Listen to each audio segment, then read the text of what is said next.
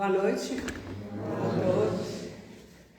Que Jesus nos abençoe, que a espiritualidade amiga presente possa nos auxiliar na compreensão e no entendimento do estudo da noite de hoje.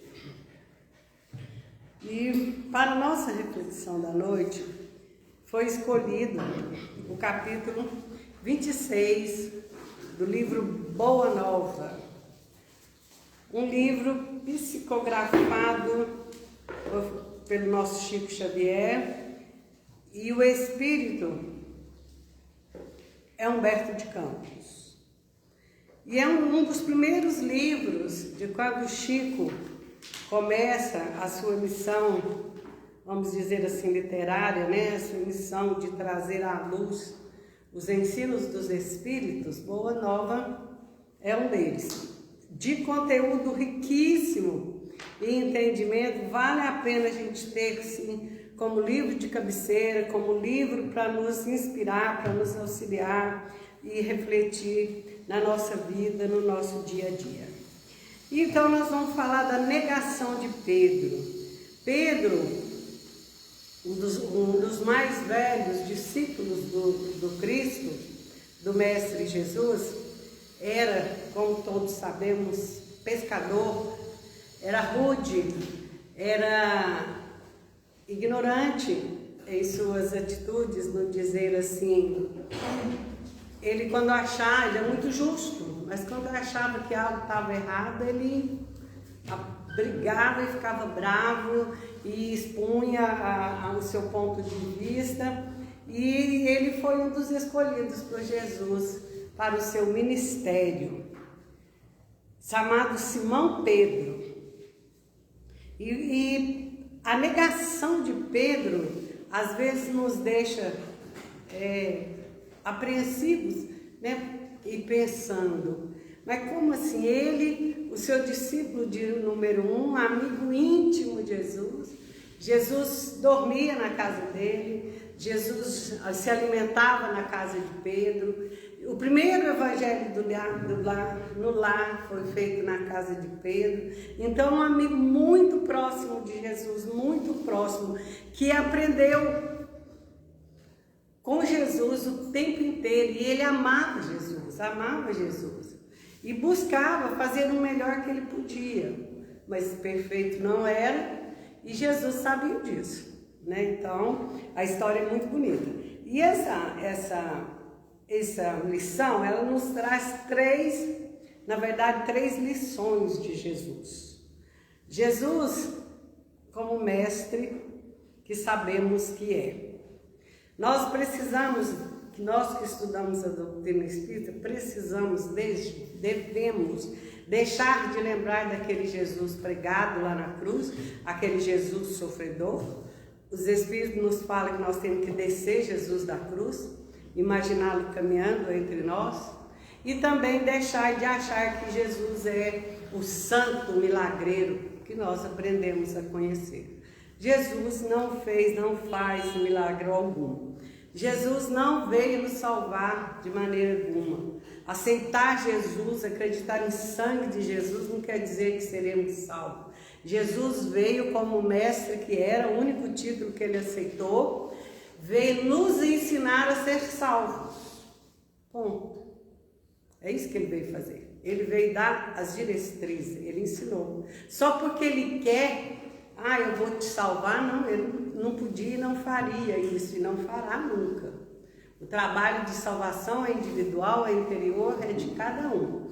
E essa lição fala desse aprendizado de Pedro, como que Pedro foi aprender. E após uma ceia, como sempre acontecia, que Jesus confraternizava com os seus discípulos durante uma ceia, se alimentavam, e ele sempre tinha um ensinamento nesses momentos. E essa é aquela chamada da Santa Ceia, quando Jesus comunica que está indo embora, que vai partir, e deixa com eles os últimos ensinamentos. Isso aconteceu nessa ceia. Esse fato aconteceu na ceia, durante e após a ceia.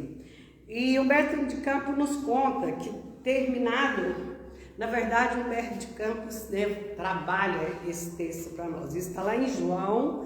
João estava presente, João evangelista, e João escreveu em seus evangelhos o relato dessa negação de Pedro. Após a ceia, Jesus retira a sua capa, depõe ela sobre uma cadeira, pega uma toalha e cinge-se. O que é cingir? Amarrou na sua cintura uma toalha e toma de uma bacia com água, e todos os seus discípulos assentados, ele ajoelha de frente a todos e lava seus pés. É o famoso lava-pés, né, quando Jesus. Está aí uma lição de humildade de Jesus. E Pedro, quando vê aquilo, ele fica assustado, ele fica abismado. Como pode, né, Jesus, numa condição, fazer isso?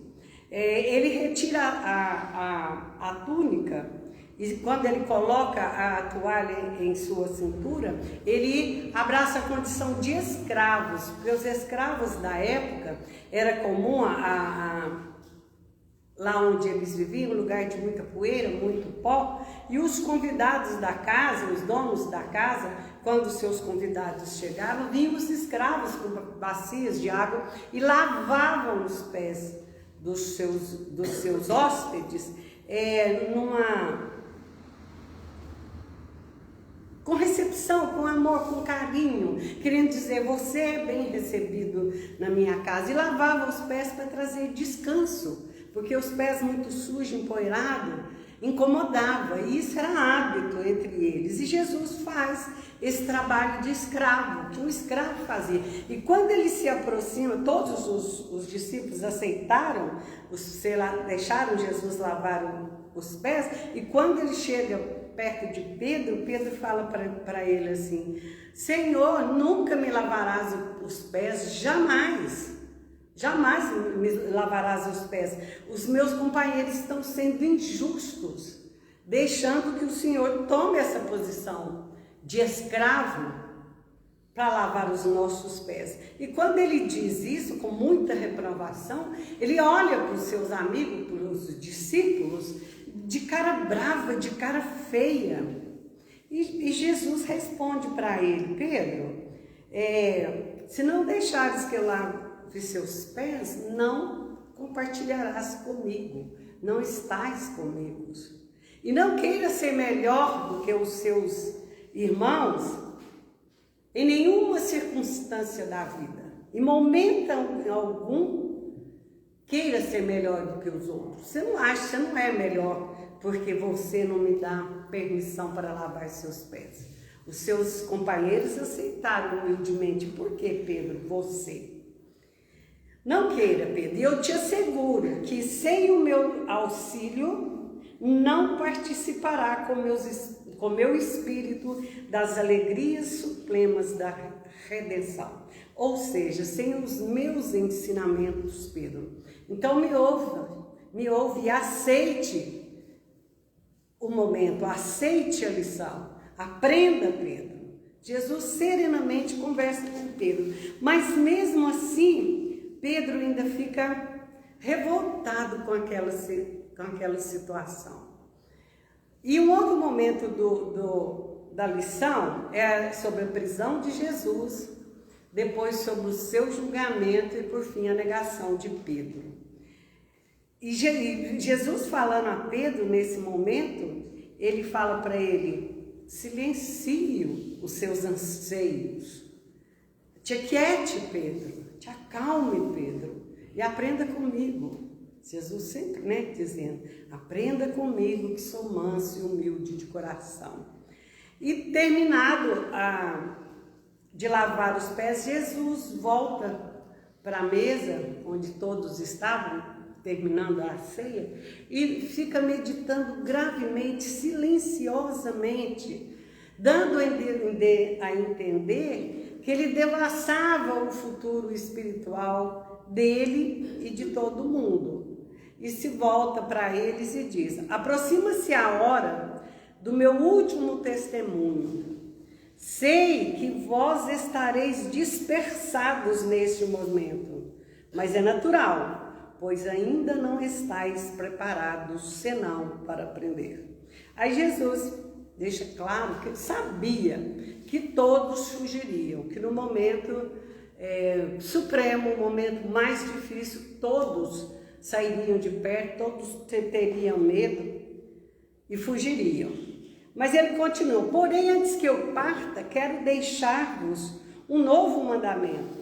Amai-vos uns aos outros como eu vos tenho amados, pois só assim sereis reconhecidos como seus discípulos, como meus discípulos. Jesus fala para eles que estava indo embora. Aí Pedro, vendo que Jesus novamente repetia recomendações de humildade, fica assim inquieto e fala: Senhor, mas para onde vais? Para onde pretendes partir? Saiba que onde o Senhor for, eu irei junto. Aí Jesus olha para ele mansamente e fala: ah, Pedro, você ainda não pode estar comigo. Eu ainda não tenho preparado o lugar para que você possa me seguir. O testemunho é de muito sacrifício e abnegação. Somente mais tarde entrarás na posse da fortaleza indispensável. E Jesus, prevendo tudo, sabendo tudo que se daria, ele sabia de Judas, do beijo de Judas, que seria entregue por Sinédrio, para os doutores da lei, para os sacerdotes do Senado, e Sinédrio sabia que Pedro também o negaria. Aí Pedro questiona Jesus: mas Senhor, como que eu não posso te seguir? Você duvida da minha coragem? Quando Jesus fala para ele que o testemunho era, o sacrifício ia ser extremo, e que ele ainda não estava preparado ainda para ele. Aí ele falou: mas Senhor, você duvida da minha coragem? Por acaso não vês que sou um homem? E como tal eu o seguirei e te darei, e por ti te darei a minha vida.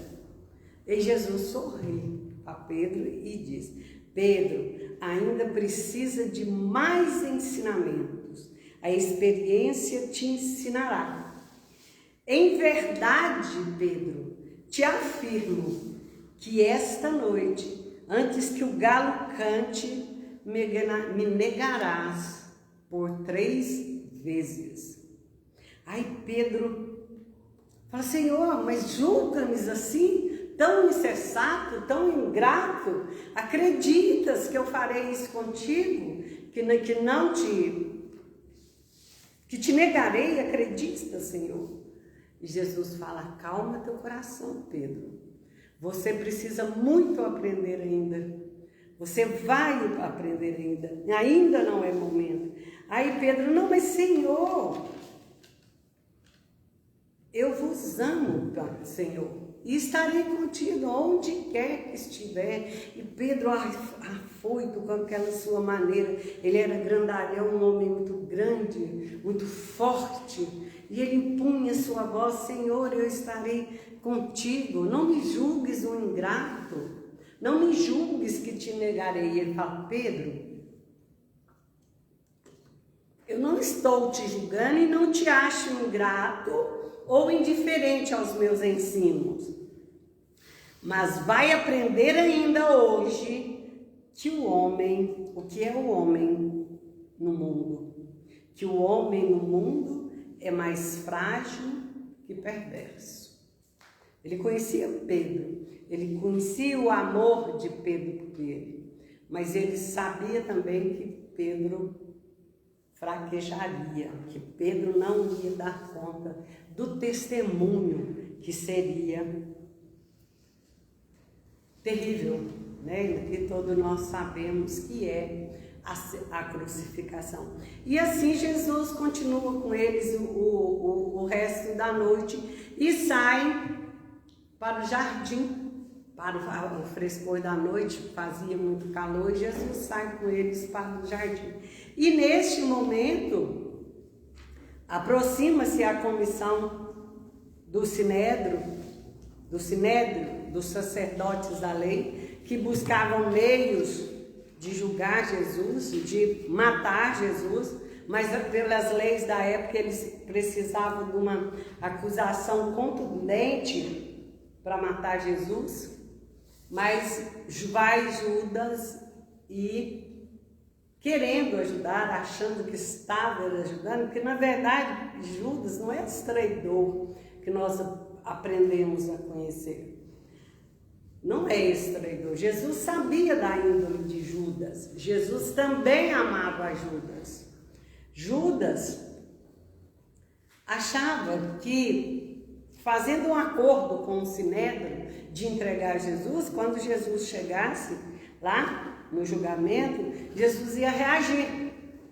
Jesus ia reagir e eles poderiam partir, eles, a população que assim o queria, e os discípulos podiam partir para cima dos romanos e ganhar Roma, e essas eram as ideias de Judas. Mas Jesus sabia disso, mas era necessário que houvesse isso. Não foi o próprio Cristo que nos diz, é necessário que haja escândalo, mas ai daquele porque venha o escândalo. Era necessário que o Cristo fosse traído, para que ele se mostrasse em toda a sua magnitude de amor, de perdão, de compaixão pela humanidade tão perversa, tão má na época. E no momento em que ele estava no jardim, chega essa comissão do Sinédrio. Não eram soldados romanos, a história nos fala que eram soldados, mas não eram a guarda do Sinédrio. Sinédrio é onde viviam os sacerdotes da lei, os estudiosos da lei, que detinham o poder na época. Eram os guardas de lá, não eram os soldados. E quando eles chegam e Pedro vê que estavam prendendo Jesus, mais uma vez, ele com toda a sua euforia, com todo o seu desespero para salvar o mestre, pega de uma espada e corta a orelha de um guarda chamado Malco. E quando Jesus vê que Pedro decepa a orelha de Malco, ele vai, toma da orelha e a coloca no lugar de novo. Jesus fez isso, a coloca no lugar e fala: Pedro, guarda a tua espada, porque aquele que ferir pela espada, com a espada, pela espada perecerá.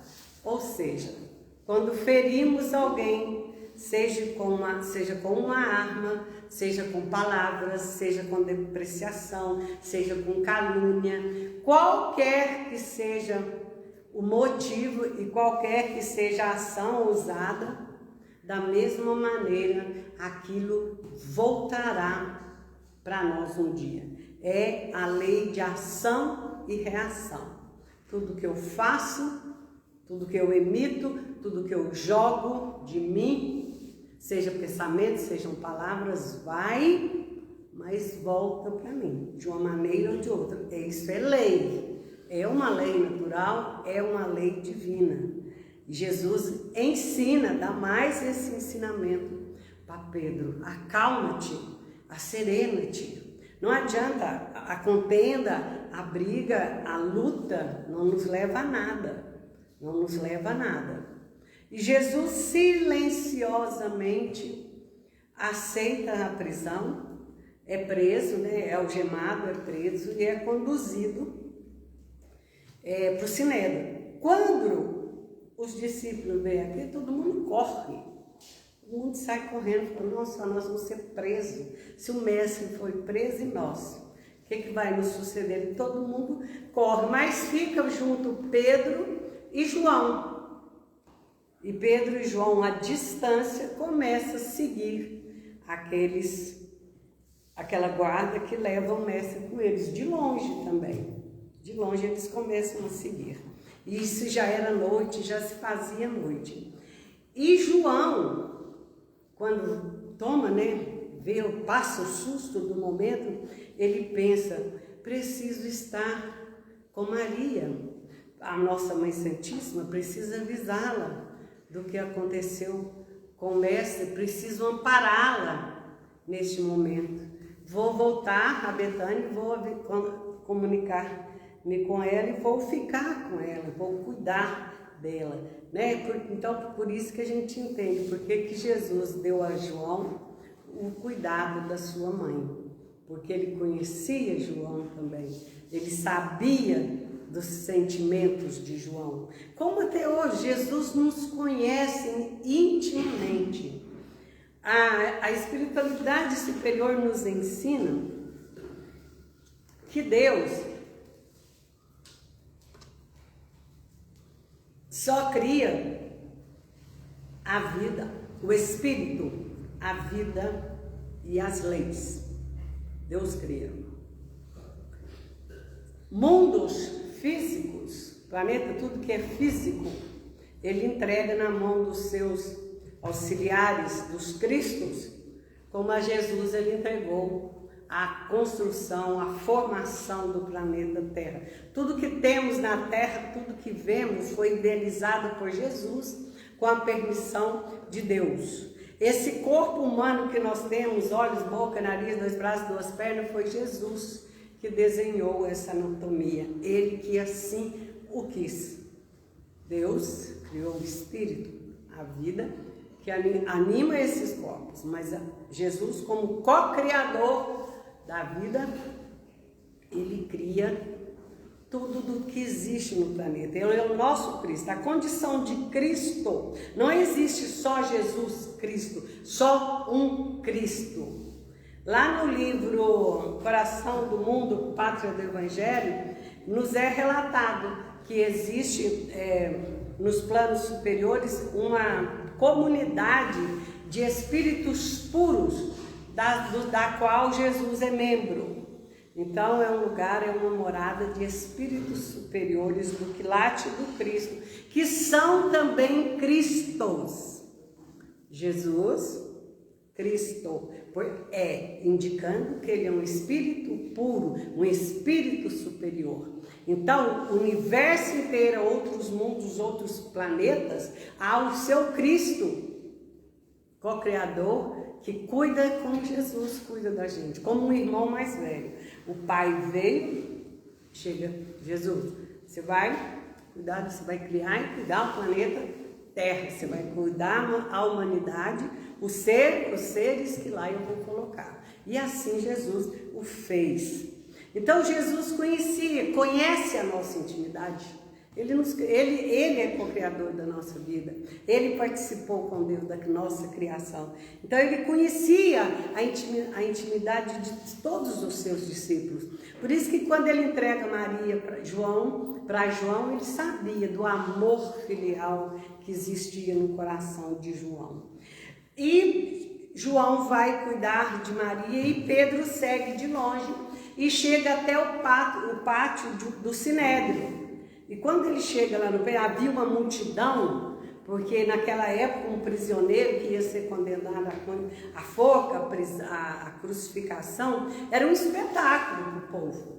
Tamanho, imagina assim, né, como era a humanidade, era um espetáculo, era bonito de se ver, todo mundo ia. Então o pátio estava cheio e existiam muitas conversas. O que aconteceu, o que ele fez, quem que é ele? E vai no meio daquela multidão, Pedro se esgueirava, procurando sempre estar atento para ver onde Jesus estava, para poder ajudá-lo na hora que ele também se rebelasse. Ele achava que Jesus também ia rebelar e que ia ter uma proteção, e ele ficava de olho, e ele não viu.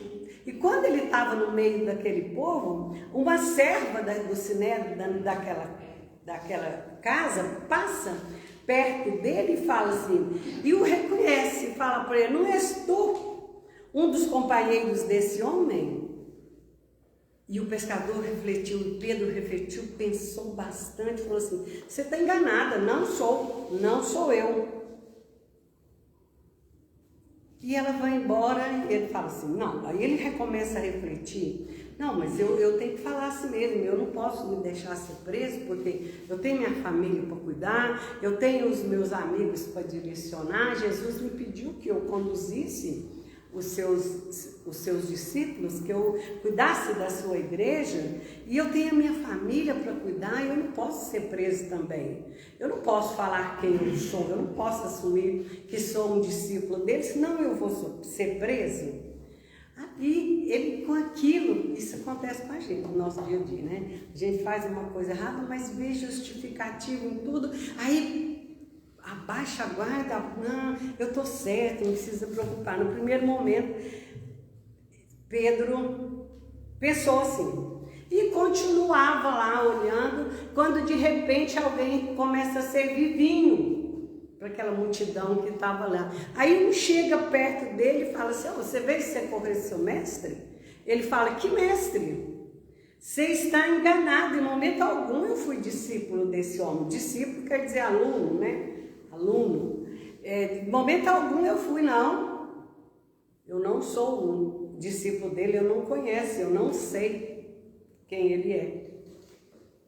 Mais uma vez, Pedro negou, a segunda vez nessa noite. A noite já corria alta, né? Já se aproximava da madrugada. E eles fizeram uma fogueira, que fazia muito frio, para se aquecerem. E a multidão continuou ali falando sobre essa prisão, sobre esse mestre, sobre Jesus. Uns os defendiam, outros o acusavam.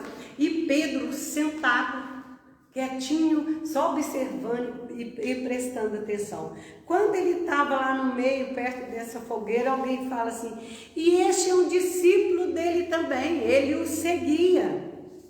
Ele o seguia. E a pessoa que fala, chega bem perto de Pedro e fala assim, você é sim um discípulo dele? Eu te vi muitas vezes, você seguia esse homem. Ele falou assim, você está enganado, meu amigo. Isso é impossível, eu nunca segui esse homem. E a hora que Pedro termina de dizer essas palavras, os galos da região todos cantaram em voz alta e estridente. Aí Pedro se assusta e lembra, e não é verdade que ele me disse que antes que o galo cantasse eu o negaria? E ele ficou apavorado com aquilo, ele sentiu remorso, ele sentiu pavor, e ele sai correndo e aproxima da cela onde o Cristo estava preso. E olha, tentando alcançar para pedir perdão para ele, mas era impossível chegar até ele, mas ele vê o olhar sereno e tranquilo que o mestre dá para ele. E mais envergonhado ele ficou, e mais desesperado ele saiu correndo, e ele sai e já dos portões do Sinédrio e vai para o campo e chora desesperadamente. Ele reconhece o seu erro, ele reconhece a sua perdição, o momento em que ele nega, por medo. Essa é uma lição que temos que trazer, né, para nós, para a nossa vida, porque quantas vezes o medo de alguma coisa não nos permitiu a fazer o mal, a fazer o bem. Aí Pedro recorda que criticava de Jesus porque ele falava com as prostitutas, criticava, ficava bravo com Jesus porque ele falava com os ladrões, criticava Jesus porque ele se aproximava dos leprosos. Aí ele foi vendo quanto de mal ele tinha dentro dele. Tão grande era a maldade em si, que apesar de seguir aquele mestre amoroso, ele ainda conseguiu ser ingrato, ainda conseguiu negá-lo. Por 3 vezes, ele teve 3 chances e ele negou por 3 vezes. E ele lembrou do olhar do mestre lá nas grades e viu que o olhar ainda era de amor. E aí ele lembra do que Jesus o ensinou. Aí ele entra em desespero e chora, e desesperadamente chora. Preso de indivisível remorso, o apóstolo retirou-se envergonhado de si mesmo. Dando alguns passos, alcançou os muros exteriores, onde se deteve a chorar amargamente. Ele que fora sempre um homem ríspido e resoluto, que condenara invariavelmente os transviados da verdade e do bem, que nunca conseguira perdoar as mulheres mais infelizes, ali se encontrava, abatido, envergonhado, sofrido. Começava a entender a razão de sua própria falta. Começava a entender a razão de certas experiências dolorosas de seu irmão eu, humanidade.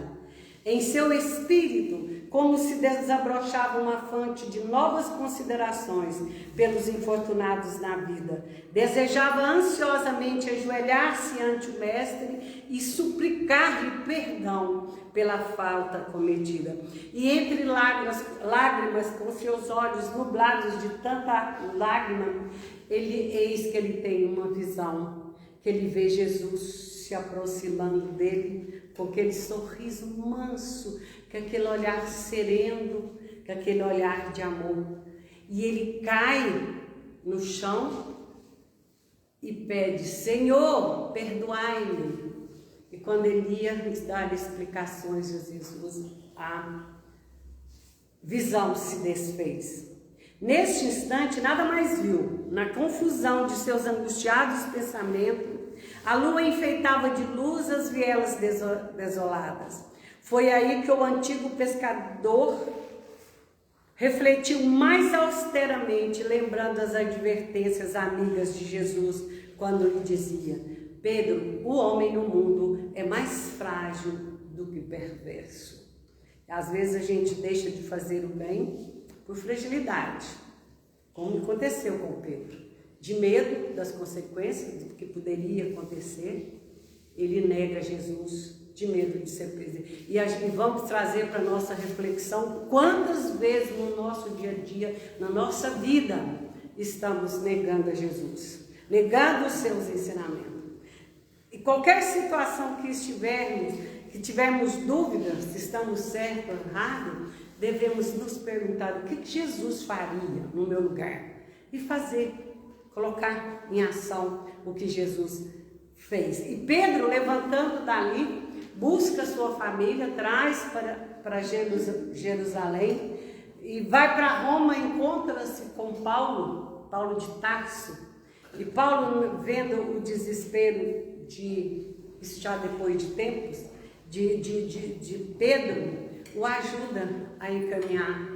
E arruma uma casinha, cada um junto, os amigos arrumam uma casinha para Pedro morar. E ali naquela casinha, Pedro abre a casa do caminho. O primeiro albergue, vamos assim dizer, para os doentes, para os velhos, para as crianças abandonadas, para os anciãos. Ali ele começa pelo seu trabalho de regeneração, de mudança, de fazer o bem, de amar aos outros como Jesus o tinha amado e o tinha perdoado da sua infração, da sua negação. E conta a história, isso não é fato registrado em livro, é história, né, histórias que vêm sendo contadas. Pedro também foi preso em Roma numa perseguição aos cristãos e foi condenado à crucificação também. Aí ele pede, no momento da crucificação, que ele não merecia ser crucificado como Jesus o foi. Ele pede para ser crucificado de cabeça para baixo, que o seu sofrimento seria maior. E assim foi feito, eles o crucificaram e a cruz foi virada e ficada no chão de cabeça para baixo. E no momento supremo daquela dor que Pedro, ia passar da crucificação, ele vê o Cristo lhe estendendo a mão, lhe retirando do corpo físico e dizendo: vem Pedro, vem meu amigo, e parte para as esferas superiores com Pedro. E conta a história que para onde Jesus levou Pedro, para o lugar de refazimento, ele ficou ali se recuperando, melhorando, se fortalecendo, e Jesus junto com ele naquele lugar, e estava todo mundo feliz, todo mundo alegre. E aí Jesus chega para Pedro um dia e fala assim: Pedro, vamos? Aí ele fala: para onde, Senhor? Ele falou: Pedro, para a terra, vou voltar lá tem muito trabalho, tem muita gente para ser socorrida. Aí Pedro fala: ah, não, Senhor, não, eu vou ficar aqui mais, me deixa ficar. Ele fala: Pedro, estou indo. E Pedro rapidamente segue Jesus e volta para auxiliar, para socorrer. Então, que tenhamos uma semana para refletir sobre as nossas negações, como e quando negamos a Jesus em nossas vidas, em nosso dia a dia. Que Jesus nos abençoe e que tenhamos uma boa noite, uma boa semana.